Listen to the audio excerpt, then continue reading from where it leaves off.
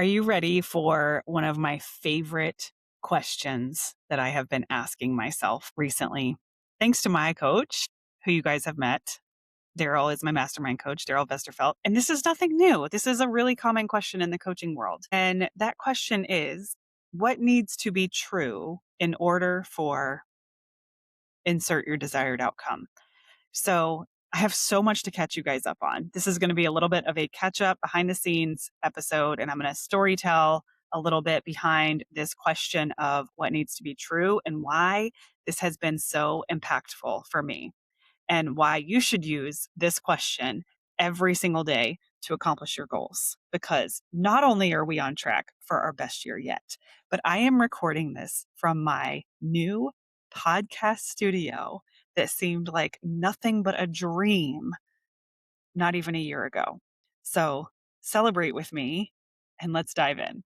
Welcome back to the Messy Success Podcast, where your growth is our favorite topic.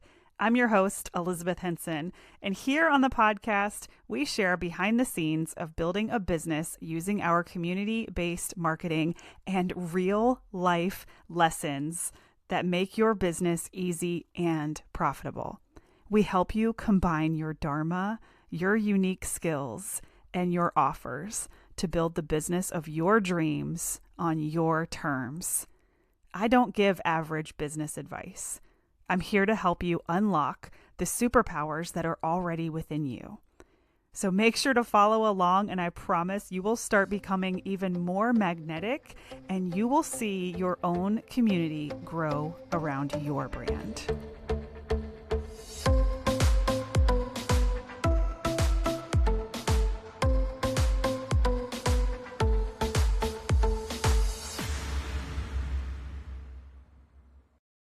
So I am tuning in today from my new podcast studio. It's not even done yet. There's nothing in the background to write home about. This is a little travel mic. We are not officially set up, but I can see the potential and I'm just so excited.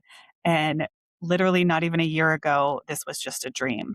So let me share with you how this came to be and why this question is so important. So I was in a coaching call with my coach and I wrote down, he had us answer a series of questions. But most importantly, I wrote down with a star next to it, what needs to be true for me to love summer, meaning summer break. So if you've been here for a while, you know summer is challenging for me because my kids are home and there's just a mental load. My kids are great. My kids are not the problem. It's the mental load of feeling like I need to be spending the summer with them and balancing my work, knowing that there's like a natural plateau or stall out that happens in the summer, not because my kids are home, but because of the mental strain that it puts on me. And so I knew when I answered this question of what needs to be true for me to love summer, I knew I needed to book the space, meaning I wanted to separate church and state, be able to work outside the home at weird hours, leave my house, and really allow my brain to be at maximum capacity. I knew I needed to set a schedule and ask my family for help so that I could work Tuesday, Wednesday, Thursday, which is when I do the bulk of my meetings. I knew these things needed to happen for me to fully enjoy my summer. And that way I can be home with the kids on Fridays and Mondays. But Tuesday, Wednesday, Thursday, I can have all the meetings that I need to have in an uninterrupted space. And I knew that's what needed to be true. But this was already a dream. When we hit 200 episodes, I knew I wanted a studio where I could even bring in guests and interview here in person. But it didn't feel like a need, right? It felt like this shiny want. And so I decided it was suddenly not just a want anymore. This was what needed to be true in order for me to love summer. And so I went on this little journey. I thought I was going to get a little teeny tiny one person. Turns out they had an incredible promotion that I now have a 2-person space, what I'm calling a podcast studio, but it's an office that I'm converting into a podcast studio. And that dream has now become a reality.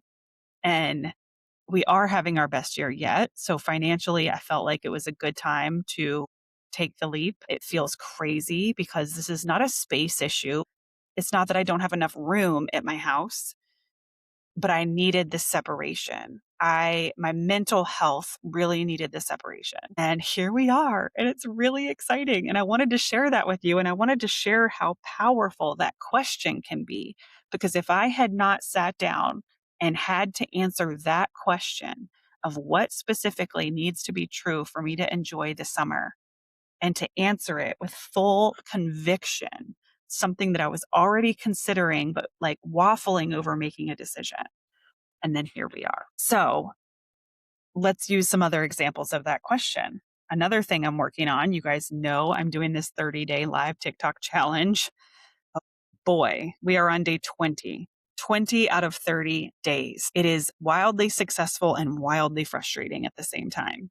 But let me tell you guys how that question applies. If I ask myself the question of what needs to be true for more people to be able to get the experience of me, because we know we've established before, this is why in-person meetups, this is why my live event meetups work, this is why my podcast works, because people are getting the experience of me that they can't quite get with just content creation, right? Is it possible? Yes. Am I going to be a content creator in that way? Probably not. I would rather go live for an hour than sit down and write 10 Instagram posts. Done. That's just me. That's how I operate. I'm not saying that that's what you should do. But when I ask myself, what needs to be true for more people to have the experience of me in that live, fully authentic experience? The TikTok lives make sense. And if you guys listened to last week's episode, you have a lot of context behind this because Will is like coaching me on the TikTok live strategy and all the things. Incredible episode. I really think that's one of the best guest episodes that we've had. So go back and listen to last week's if you haven't yet. But when I say what needs to be true for more people to have the experience of me, I know live streaming is a big hitter in that department. So that's like the why I've chosen to really stick with this TikTok live challenge. So let me share a little behind the scenes. It's working great in that we are getting 20 to 30 new followers every single day that I go live, which is amazing. Okay. That part is working great. The piece that I'm struggling with and feel like I'm banging my head against a wall is trying to master the algorithm to get me in front of creative, business owning women in the United States, or Canada. I don't really care about where the country is, but my current psychographic demographic is women in the United States. And that's really the lane that I want to be in this TikTok algorithm. And we are not. Am I helping people? Yes. Do they love me? Yes. That's what's important and that's what matters. But I'm just, again, I should be careful what I speak into the universe, but we are not set up to handle language barriers, to handle time zone differences. We're just not there yet. And I'm really hoping that I can continue to push myself to master the algorithm over there because, I'm trying not to judge any of it until we're 30 days in, but boy, am I getting frustrated. So I just wanted to share that because we're literally in the middle. We are in the middle of that experiment and I have 10 more lives before I really have any data, before I'm allowing myself to really make any judgments. But oh boy. So I wanted to share that. I feel like I had one more update. The office space. I have taken on a really exciting consulting project in helping a friend of mine do an entire community build out and launch. That's been incredible. That's all just beginning. I'm sure I'll have more of that coming down the pipe. It's been a while since I've done a consulting project, but I decided I would get on a call with my friend and just see what he was really needing, knowing that I had no problem saying no. And it actually was a project that got me really excited. So we've been in the weeds of just, getting the studio moved, being busy in the best way, celebrating that we are 6 months in to our best year yet. And And I'm just so grateful for you guys. I'm so grateful that this is our 240th episode of the pod, maybe 241. I think last week was 240. 241 episodes, whatever number we are on of the Messy Success podcast. And you guys are going to continue to see this studio improve. I'm happy. I'm excited. I want to just jump on here and share those wins with you. Please message me on Instagram and share the wins with me. The wins, it's a win, and it's equally, it's a good stress. We'll say it's a good stress. And I want you to use that question of whatever your desired outcome is. What needs to be true for that to happen? And really be honest with yourself. Give yourself time and space to answer that question. What needs to be true for you to achieve the thing you want? Maybe it's a podcast studio like me. Maybe it's knowing what works for your business and what needs to be true for me to focus so much time and energy on that. I mean, I am live for like an hour some of these days. So we think that's 20 hours that I have put into this TikTok strategy over the last, I'm not doing weekends. So over the last month, 20 hours.